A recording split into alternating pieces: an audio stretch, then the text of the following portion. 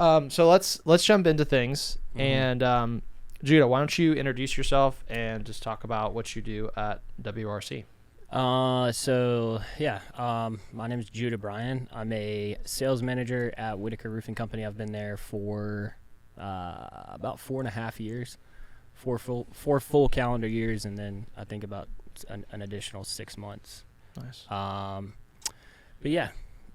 I do, I run a team of well, it used to be 6 guys. It's down to like 4 now, but I run a team of guys, sales as well.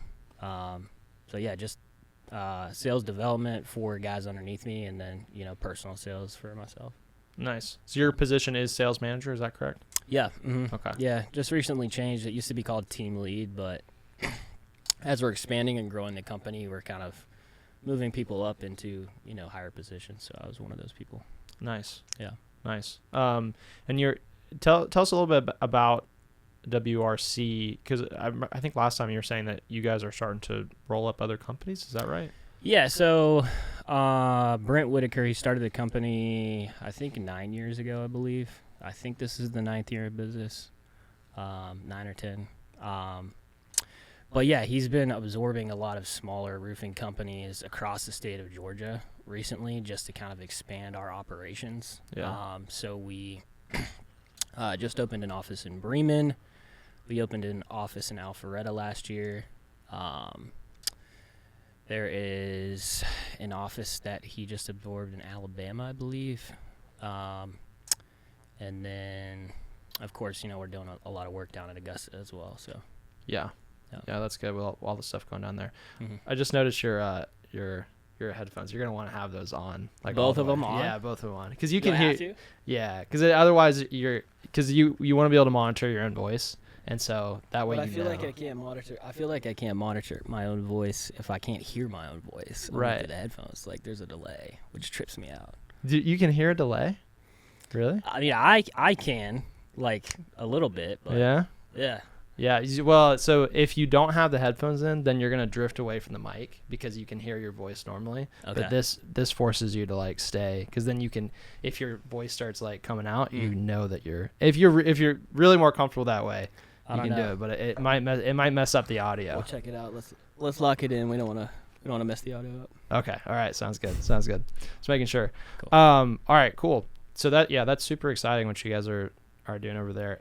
Do you guys have a branch in? Did you already have a branch in Augusta, or are you guys sort of expanding out there? We don't have a branch per se down there right now. I mean, it's a 2-hour drive. So yeah. I mean, if we need to work out there, if I need to work out there for a day, I can drive out there and drive back. I mean, it's kind of annoying, but we just basically what we've been doing is, for the past like 3 or 4 weeks, we'll book an Airbnb with 5 or 6 bedrooms in it. And so 10 of our guys will be down there, at various times throughout the week, Monday through Saturday, and then just kind of running it like that. Yeah. Yeah. That sounds pretty fun, honestly. It is fun, man. Yeah. It's a lot of, you get to spend more time with the sales team. Yeah. So you get to know people a little bit better, develop some relationships, learn some stuff from other people, because we're all down there together living in the same space. So it's more cohesive, as a team effort. Yeah, for sure, which is cool. It's the first time that we've done that, chase the storm like that. Just generally don't really tend to chase storms, but also there hasn't been a major one that's been this close to us. So, the market here in Atlanta this year has been a little bit more difficult, so you could say, as far as insurance approvals. So yeah, the build schedule's been a little bit lighter, so we're trying to correct that with the amount of work that's down there right now to make up for, the past couple of quarters. Yeah. And I mean, like you're saying, 2 hours is, you might not be local, but you're not local. Right. It's not like you're coming from Texas or something. Yeah. It's not too crazy. Yeah, exactly. Yeah. And we, we're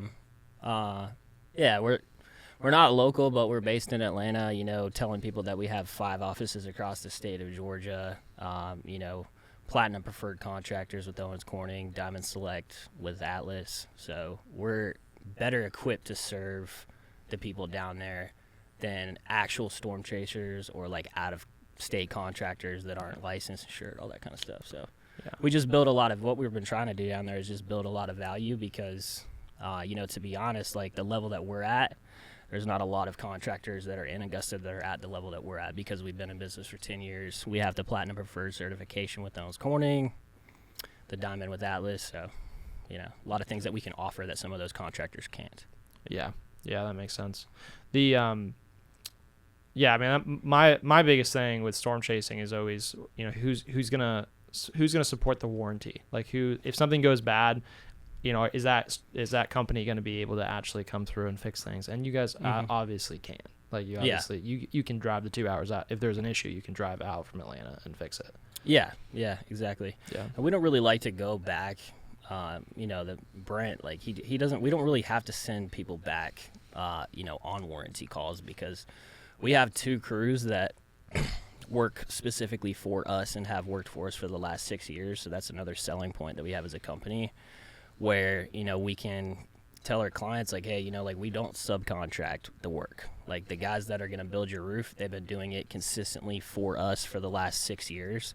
Yeah. So we have this level of quality control that enables us to have the certifications that we have, where the craftsmanship warranties that we offer you are backed by the manufacturer. So they're backed by a Fortune 500 company. Yeah. Yep. That makes sense. Yeah, that was my next question, actually, kind of related to warranties and somewhat out of town work. Crews. So they're 2. You have 2, like, they're not. Are they employees or in-house? Not really in-house, so they're just subcontractors, but they're like loyal to you guys. Yeah, I'm not exactly sure how that works.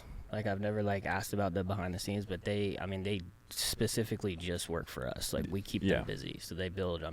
When our schedule is the way that it should be, we're doing 2 roofs a day. So they're each building a roof a day, Monday through Saturday, which is how it is now. So 2 really good crews. That's that's awesome. Yeah, pretty much. And they're wearing your shirts. Like they're, Yeah, most of the time. Yeah. If they're not, we'll let them know. But yeah. I like it. You were about to say something? No, it's super hard to find. I mean, we've never, as we've been growing in our company, finding quality. We have really great crews. But finding additional crews for different markets has always been a challenge for us. And they're willing to travel anywhere. They are. But there's only so much you can do whenever you have, this roof we're doing. We did 4 roofs this week, and we're there's some rain. There's all kinds of stuff that happens. And having multiple crews, it makes it easy to get to deliver on the promise that you just told your customer. Hey, tentative start date's Friday. And we don't have to change that because we have multiple options. So, that's a big deal for logistics and the production part of things. That's a challenge that we've had this year. So that was why I was wondering about y'all's crews, because it's good to have loyalty. We have I've worked with one crew in Athens for 11 years. And they're great. They're amazing. Mm-hmm. But finding another one, it's hard to do. Yeah, for sure. We've got 2 excellent crews. One's led by a guy named Victor. The other one's led by a guy named Edgar. They do an excellent job. They're the reason that we have the certifications that we have with the manufacturers, because of the quality of craftsmanship that they are able to offer consistently. So yeah, that makes sense. Well, I've known you for, I want to say 3 years, something like that. Yeah. Yeah, so. And I remember, I think when I first met you, you were in. I think you're going into your 2nd year of selling, and and you're still, I think, just selling for yourself, but I've just sort of seen you over the last few years, and you're just now moving up to sales manager, and you now have such a wealth of experience, and that was one of the reasons I wanted to have you on this show is to dig into that experience that you've gathered over the last 4 years, and would just love to hear more about that. Let me start with this. What would you say is y'all's sort of sales philosophy or methodology that you guys have there? Do you have something that, and it might be something that's recognizable? A lot of people are like, oh, I follow Grant Cardone, or I follow, so and so. But maybe it's something you guys have come up with on your own, but maybe you can shed some light on that. Yeah. So, we do have sales training. What do you say, per se, a way that we train our guys? I think Brent pulls a lot of stuff from a lot of different avenues. He's somebody that's always bringing new knowledge to the table. about every aspect of what we do in order to try to make us better, which is why I continue to work for him. Because he has a growth mindset, which I have as well, and so we're aligned on that, and we try to instill that within the people that work for us, is that we're always trying to grow and become better, and help each other become better. But yeah, we have what is it? It's called SLAP. Say hello. I'm putting you on the spot here. Yeah, no. Adam Binsman. That's Adam. Yeah. So we get a lot of stuff from the roof from him as well. Roof strategist, is that right? Yeah, been to a couple of his live events, but I think that is one of his things. I don't know what the acronym is because I kind of just go off of muscle memory. Yeah. I do things. I've been doing it for such a long time. Like I know what I'm gonna say at the door, or I feed off of how that person reacts to me, what their mood is, their energy is, all that kind of stuff. It's weeding out people that, you don't want to waste your time. So, yeah. So, I mean, it seems like that's something that probably took a while for you to get enough experience to be able to go off more gut instinct on it, I imagine. Yeah. Definitely. I mean, I think I do, to say that I don't have natural sales ability would be, kind of a lie, because I think that I do, like I'm good with people, but also like there's so much to be learned inside of sales itself, and inside of, speaking with people and figuring out pain points, figuring out what people want, offering a solution to the problems that people have, which is what we're trying to do. Yeah, that makes sense.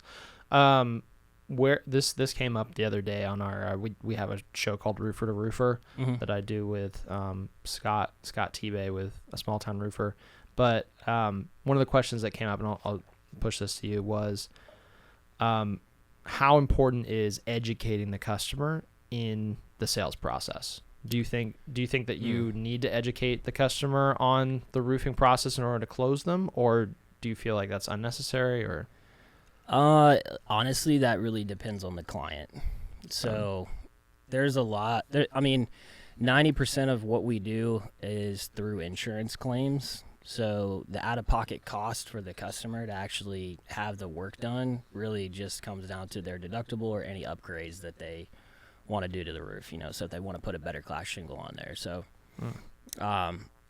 it's not per se, like I wouldn't say it's a hard thing to sell, because it's not like a hard pocketbook hit for the client if it's being covered by insurance. Right. Yeah. But yeah, there's varying levels of clients. A lot of people just want to get a new roof, Yeah. But then there's other clients, like you'll find like in higher income areas, wealthier areas, like people that care more about the quality of the craftsmanship, the type of shingle that's going on the roof, all those kind of things. I think people that are at higher income levels are more detail oriented, and they care more about the products that they're getting. So yeah. So you kind of feel it out. What for you would be like a tip off that a homeowner is someone that you're going to need to kind of dig deeper on that stuff with? I would say, based on the questions they ask you, but also, I think, what was the question? You answered there. It's like what questions they ask basically, but it was like what tips you off to like, oh, I'm going to need to like dig into the details with this person. Yeah. The questions they ask basically, or whether or not they're, getting estimates from a few different contractors, right?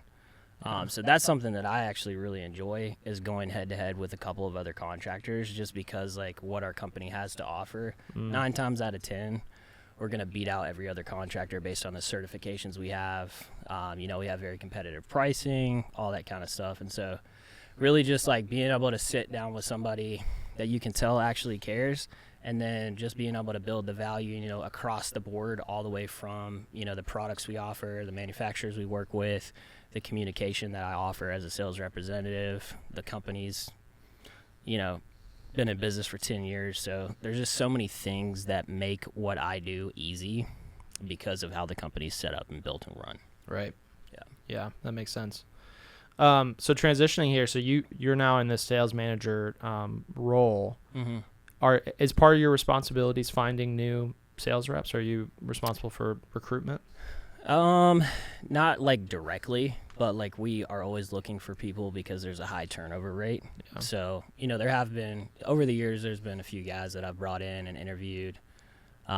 We did like a big hiring round like at the beginning of this year.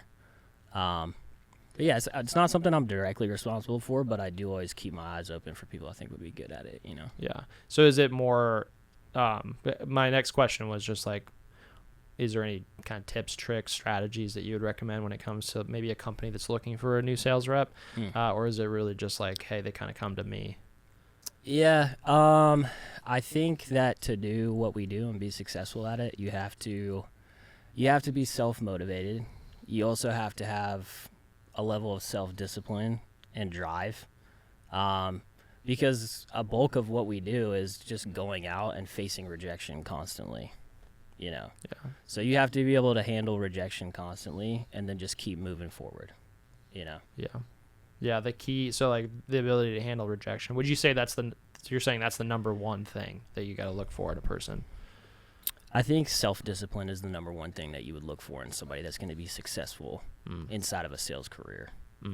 Is like their ability to essentially manage themselves to a certain extent? Yeah, their ability to manage themselves, but also, self-development plays into that as well. So one of my absolute favorite things about sales is that the development inside of the career, like personal development, becomes sales development because you begin to know yourself better, then you can serve others better, if that makes sense. Yeah, absolutely. It's like tied. So there's a direct monetary upside for improving yourself as a person and as a human. Is that exactly? Yeah. Yeah. It's all tied together, and so it's cool to me. Yeah. I like that a lot. Cool. What's the what would you say? Maybe not red flags, but what's the difference between someone that's really going to make it versus someone that's not when it comes to a career in roofing sales? Is there certain traits that you look for when you're like interviewing that's like, that's a no-go? Yeah. I mean, you want, people that have a certain level of confidence, people that are able to, maintain eye contact, ask questions, people that are good at communication, like I said, the drive and the discipline and all of that kind of stuff. Yeah. So if they're coming in to interview and they're kind of like head down, like there's not that, they don't have the aura, right. That's a no-go. Yeah. I mean, I think you have to have like a certain level of like personality and like, that's what you could say. Like you just have to have a certain type of like mindset, energy about you to be successful in sales, Yeah. Like it's interesting to me because it's like it comes so naturally to me, like what I do, like it's so easy for me and it makes so much sense in my head, and I'm like, this is like an awesome job, I love doing it, but like it's not for everyone. Yeah. Like there's a lot of people that just can't do sales, like they just don't understand it, it doesn't fit with like the way that they are, their personality, all that kind of stuff, and so it's really not a career for everybody. Right. Yeah, absolutely. I feel like that it does. So I did door-to-door sales for pest control, and I did it with my cousin, and we both did it for a year. And my cousin was the top sales rep in the office, and he had a sales background. He'd always been like a hustler, so he had that drive, but from a personality standpoint, he looked like a 12-year-old boy. Like he's super, he's like, he's got that, like, he looks like he's super young. And he would come up and he'd be like talking real quiet and be real shy at the doors. And he's not really that shy of a person. He's a pretty outgoing person, but he put on this shy, quiet persona at the door, and initially in the first part of the year, everyone was giving him feedback like, dude, you got to speak up, you got to be like more confident. Dude, he crushed everybody because he was really good at actual sales. He was wired as a salesperson, but he played into that, I'm just a kid out here trying to make some money, and it absolutely played. I don't know if that would work in roofing, but Yeah. It just always cracks me up when I think back because I felt like I was really good, but he would just wipe the floor with me. Yeah. I mean, it sounds like what he's doing is disarming his prospects, you know? Yeah. Like, he's just, like, able to connect with people or kind of bring things down from, like, being a pushy salesperson, right? Like, that's something that I don't do. I don't ever push people towards, you know, trying to close a deal. I always just tell people more so from, like, here's what we have to offer. Here's why our solution is the best for your problem. Yeah. And then let them make that decision, you know, based on what they think. Because the reality is, like, if you're doing your job well, there's always another deal. Yeah. There's always something else in the pipeline, you know? So you get to a point where you're generating enough business that, you know, you can afford to lose a deal here and there for whatever reason it may be. A lot of times for reasons that are beneficial to you, you know? Like, a lot of the clients that I end up not working with are people that I'm like, well, I'm just like, I don't want to deal with some of the things I would have to deal with, you know? Yeah. Like people that care about, you know, 4 petals of their rose bush coming off when you're replacing their whole roof, like stuff like that. You know? Yeah. It's like focused on the wrong things. Yeah. Yeah. Yeah, that's interesting what you said with disarming. How do you? So yeah, I totally get that with like you don't want to come across as that pushy salesperson. Is there anything specific that you do specifically to disarm and like identify pretty early, like, oh, I'm not gonna be the pushy sales guy? I mean, honestly, like I don't ever really feel like I'm that. Like I really don't feel like I'm a pushy salesperson. I think when it comes to door knocking and talking to people initially, questions are going to be your bread and butter. Questions are your king. So. You know, you ask people questions to determine whether or not there's somebody that needs the solution that you have, you know, or wants to entertain, you know, an inspection, whatever it may be. Yeah, so just asking a lot of questions, also matching people's energy is something that I do, like matching their body language, their tone of voice, the mood they're in, you know, like I'm not going to stand there and like talk really loud to somebody who's more of like a timid, like reserved person. Yeah. I'll kind of just like maybe take a couple steps back, match their energy, you know, the way they're speaking, things like that. Yeah, I like that. Mirroring, I think it's called mirroring. Yeah, mirroring. Yep, that makes sense. The questions make sense. Is like, I feel like it's really tempting when you're in sales to want to just get out all the information about you as quickly as possible. But yeah, the just like focusing on. Do you try to even like get? Are you like cognizant of how much they're talking versus you're talking? Is that something you kind of keep track of, or is it just a little bit? Yeah, cognizant of how much. I don't know. I mean, I feel like that's so varied. You know, like some people love to talk, so you just let them talk, and then some people like don't really like to talk at all. So then you can easily get out all the information, you know, that you need to pretty easily. But yeah. Dude, I've had conversations, you know, where I called a roof in for somebody, and then I'm in the yard, in their front yard for like the next hour talking to them about, you know, just random stuff. Yeah. So just having a good time, just chatting it up. Yeah, that's another one of the really cool things about the job is you meet so many different kinds of people. Yeah. All different, you know, ethnic backgrounds, all different, you know, financial brackets, all that kind of stuff. So, Love it. Lots of cool people in the world, man. What's your coolest story? Like, who's the coolest person you've met? My favorite client, his name was Ziggy Siegfried, I believe. He's a guy from Germany. Yeah, from Germany. Lives in I think Peachtree City. But I knocked his door, and he's just an awesome guy. Great personality, really nice. Like just like basically like somebody that treats you like a best friend, like off the rip. So yeah, I've always been, you know, I've stopped back by his house every year, said hey to him, stuff like that, you know. But I have a lot of clients like that, you know. So yeah, about building relationships, you know. Yeah, relationships is the key. What what do you have any like? What's the story like? What's something that he did? Well, something that he did. I think it just more so just like just a connection. Yeah, just a connection, conversation, you know, like shared values, things like that. Yeah. That's good. I'm trying to think if I have any crazy stories. I'm sure I do, just none coming to mind right now. But If I think of one, I'll drop it in there. Yeah. I had this one guy, and I didn't end up selling him, which is, I feel like it would have been a better story if I'd sold him. But I talked to him. It was like tail end of the summer when I was knocking, and I was just like, I remember just feeling, I was like burnt out because we were doing, it was like the super heavy, because pest control, you can't do that. Like, it was only a limited season, so we were going really hard, and like knocking like 6, sometimes 7 days a week. So I was like burnt out, and so he was super talkative, so I ended up talking to him for 4 hours, and we were going through the craziest topics. He was telling me about his like all of his psychedelic experiences and like traveling to other dimensions, and like the all these like conspiracy theories about like who actually runs the government and lizard people. And I was just like, this is great. I was just him telling me these crazy things for like 4 hours.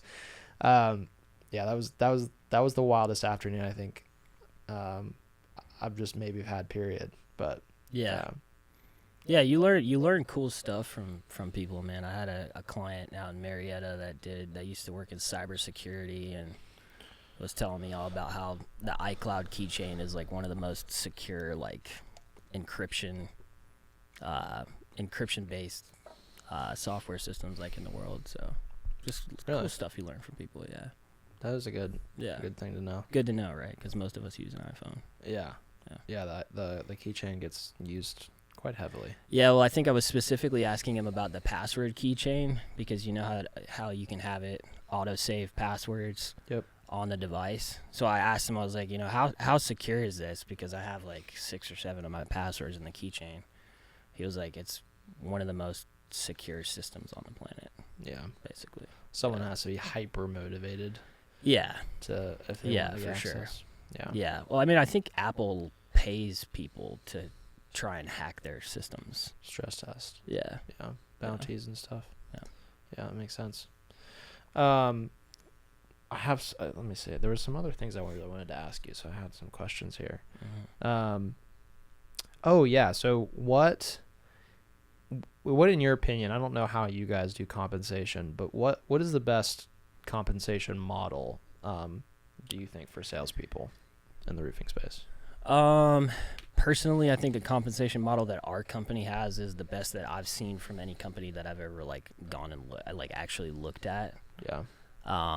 It goes anywhere from 12% commission to 20% commission based on the price per square of the roof. So I think 20% commission is at $410 a square right now. So yeah, but I mean, I've seen a lot of other companies, you know, that'll only go up to like 15% or 18%, things like that. We also have a supplementer now who goes and supplements all of our claims. So a lot of the insurance claims that we're doing, the value on those gets kicked up to, you know, easily over $450 a square. So most of the time when I close a deal, it's either at 20% or 18% or over. Yeah. Over that. But that is of the total value of the job. So you're getting a percentage of the total value based on what the profit what the profit margin was. Yeah. So if it's a $20,000 roofing contract and you close it at I think $455 is 20%. I'm sorry, $455 a square is 20%. So you close it at $455 a square or above, you're making $4,000 on it. Yeah. So you do 3 of those in a month, and that's $12,000. Yeah. You know? So that's awesome. Yeah. Yeah, it's an interesting model. It's a little different than the typical. Well, what are some of the other models that are out there? A lot of people do 50-50. Yeah, the most common one's the 10-50-50 split. So 10% of the the 20 grand job. Mm-hmm. Same, sold at $455 a square. They take 10% off of the total revenue for like office. Okay. And then they would split 50-50 the profit. Okay. That's like the most common one I've seen, or some variation of that. Mm-hmm. And then a lot of people also pay sales commission off of total revenue the same way. Just it's But then like, how would that break down? As far like, let's say it's a $20,000 roof, like, and it's a profit split versus you making 20%. Like, how does that play out? There's where it gets crazy. So you have to have basically open books for your sales reps. Okay. So you have to show the profit. So that's one thing ProLine does is it shows the profit of every job because it's based off of the actual payments that are made in ProLine. So everyone on our team knows exactly how much profit each job is making. Okay. And so in that scenario, it'd be relatively easy to do that. Yeah. And then a lot of companies, and this is what I believe you guys do, is it's just a percentage of the overall job. Yep. But I mean, you honestly have a fairly similar model, I think, because you do a percentage, but then if the profit drops below a certain level, then it changes, right? That's right. So it's based on profit versus you guys are basing it off of the square, which it's the spirit is the same. It's like if you're selling a less profitable job, you should be getting a smaller percentage, right? Yeah. Yeah, for sure. Yeah, that makes sense. Cool. So you were talking earlier, I want to circle back to like self-development and talking about kind of personal growth. What have you found to be, do you have some book recommendations, or what has been the most impactful thing for you when it comes to self-development? That is a solid question. The most impactful thing when it comes to self-development. I think giving myself, like, I'm somebody that, like, I'll work all the time. Like, I'm constantly doing things. So I think allowing myself time and space to just be with myself and, get into the reading, get into the podcasts, get into all of that kind of stuff. A lot of my knowledge comes from books or from podcasts, listening to other people talk about. I listen to a good bit of Joe Rogan, listen to another one called Modern Wisdom. Chris Williamson. Yep. That one I actually have started to like a lot better than, not that I don't like Joe Rogan, I love his podcast, but I think Chris's content, like the guests that he brings on are very like niche and unique, and so there's a lot of things I've learned from that podcast just about all kinds of different stuff that I just never would have considered learning about. But yeah, sales books, and then also, like, with the sales development, really just, like, knocking doors consistently, It's just practice. Yeah, practice, repetition, all that kind of stuff, Like, it takes a little while to get warmed up. Yeah, that makes sense. What's been your favorite sales book that you've read? I mean, How to Win Friends and Influence People is... Classic. Yeah, classic, super key. Jeremy Minor has a good one, and I can't remember the name of it. But Jeremy Miner's a sales guy that he used to do door to door like way back, and then he developed basically a sales technique that he goes and sells and implements into companies called Seventh Level. But a lot of his stuff is about tonality, the way that you say what you say, like the tone that you say it with, right? For example, like one of the big things that he'll do is he'll add almost like a confused tone. Like he'll ask a question. Confused grandpa. Yeah. He'll ask a question in a confused tone, like, oh, like, could you tell me more about like why that solution wouldn't work for you? Like almost like you're subconsciously telling them that the solution is the best solution, but you're asking them to tell you why it isn't, with already knowing that it is, Yeah, and letting them, and also kind of, there's some diffusion there going on too, right? It's like, it's not, rather than coming across as a loaded question, it's kind of comes across more as like, oh, teach me, tell me. Right, exactly. You lower, or you increase your status in the prospect's mind, basically. Yeah. Cool. Well, talk us through what's next for you and for WRC. Do you guys have kind of plans that you're in the coming months? What's I guess 2025? What's the big vision?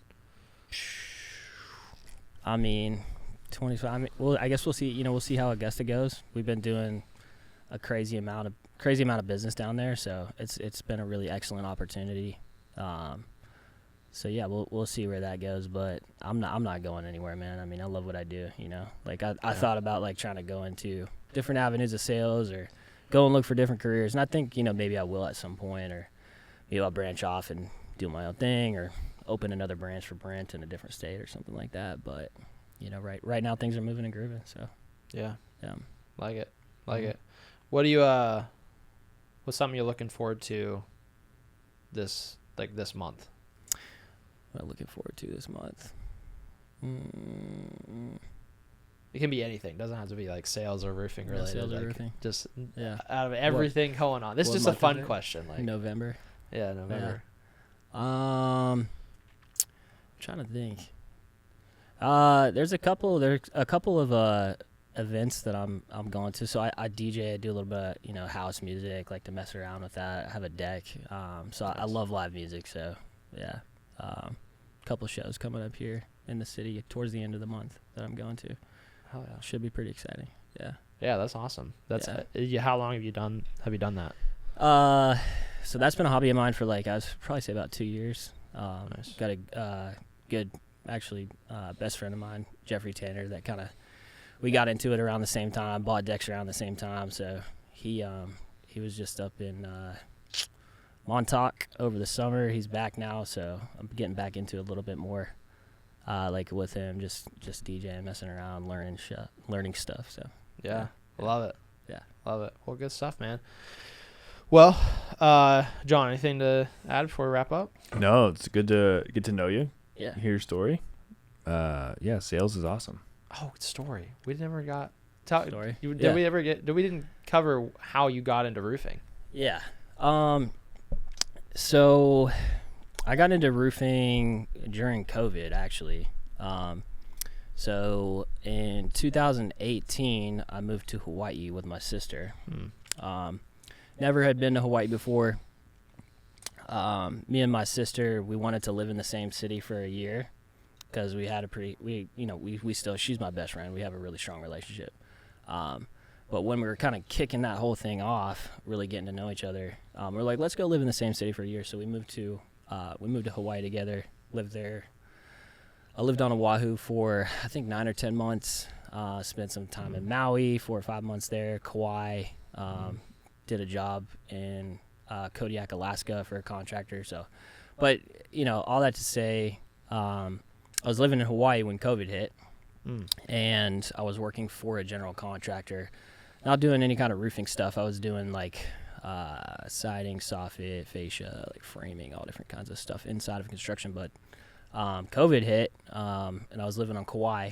We had a lot of projects that we were working on out there on the North Shore of Kauai, and a lot of people had to pull out of those projects because the stock market crashed. Yeah. So I got laid off. I was also on a month-to-month lease.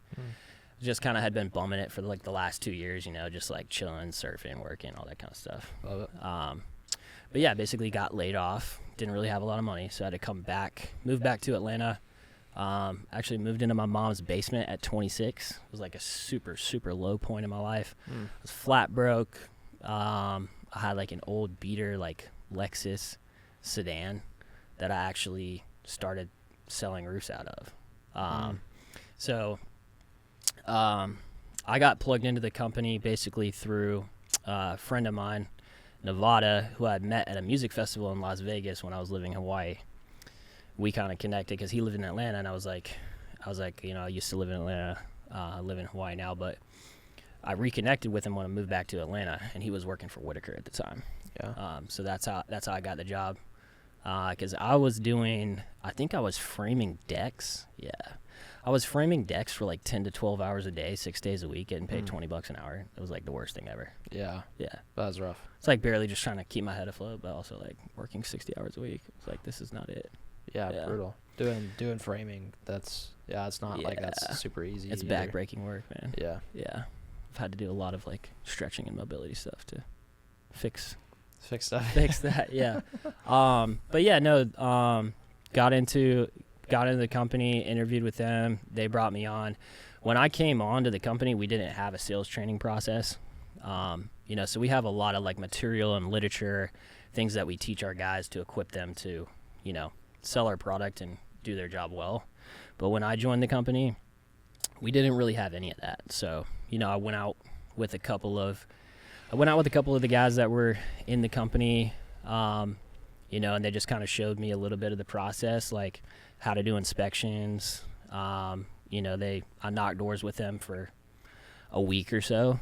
And then it was kind of just like, here's a hat and a t-shirt and, you know, go out and do your thing. Yeah. Which I think because of who I am and also the situation that I was in at the time, I was like, you know, like, let's go. Like, this is exactly what I am looking for. You Opportunity. know? Yeah. I mean, once you, like, when you go from making, well, I don't even know what I was making, like 55 or 60K in a year. And then you see, like, you know, $5,000, $10,000, $15,000, like on a check that, you know, from working 30 hours a week, like, I'm like, let's max this out, you know. So the first calendar year at the company, I won Salesman of the Year. I think I did like just over 600,000. But I basically just came in the company and just started where I didn't even really. It's so funny because we never used to run like quarterly or weekly numbers. Like we would never like have data on like where the sales reps were at. So I remember like the year that I won Salesman of the Year, I didn't even know that I was like out. I didn't even know that I was the #1 rep at the company until like halfway through October. And I was like, oh, okay, all right, sick. Yeah. But then second calendar year, I think I did just over 8, and then third calendar year, which was last year, I did 1.2 million. Nice. Yeah. So really kicked it up from there. But we also have, you know, like I won Salesman of the Year 2 years ago. There's a guy that works for us, Thomas, that just, you know, he crushes it, does pretty well. I think he did, I don't know, he did 1.4 the year that I did 1.2. I'm not sure. Wow. But yeah. Yeah. Yeah. That's awesome. So you guys have like a more organized sales training process now? We do. Yeah. And I've never actually like sat in on it. So I couldn't really like, I mean, I could probably like think about it and break it down for you, but it's not really essential to like what I do. Yeah. I mean, it is somewhat essential. I just like, I feel I train my guys like the way that I would want to be trained, you know, like I give them the information that I have attained and used to become successful. Yeah. So, yeah. Just give them the tools. Let them do what they're going to do with it. Yeah, for sure. Yeah. Yeah. That's the thing, man. I mean, it's like you can't make anybody good at sales, you know. They have to want it. Yeah. Yeah. Absolutely. They have to make the choice. Yeah. So, yeah, it makes sense. Mm. Cool. Well, that's awesome. That's a great story. Probably should have started with that. Yeah. No worries. Worked back. John, That's it. Thanks for sharing your story. Yeah. Cool. Well, we will wrap up there. Thanks for joining us, Judah. Yeah. No problem, guys. Yeah. Awesome. All right. Cool. Bye, everybody.